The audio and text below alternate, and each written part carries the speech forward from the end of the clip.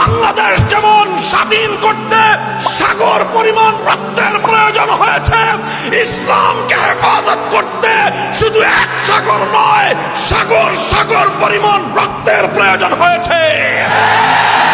আমি স্বনির্বন্ধ অনুরোধ করব, আগে এই নাস্তিক মুরতাদদের মুখ সামলে কথা বলতে বলেন।